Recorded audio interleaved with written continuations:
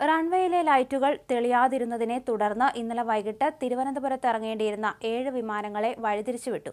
ഞായറാഴ്ച വൈകിട്ട് 6 മണിക്ക് ശേഷമാണ് സംഭവം.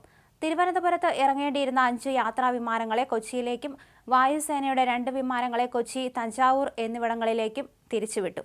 സാങ്കേതിക തകരാറുകൾ പരിഹരിച്ചതിനെ തുടർന്ന് രാത്രി 7:30ഓടെ 7 വിമാനങ്ങളും തിരുവനന്തപുരത്തേക്ക് മടങ്ങിയെത്തി.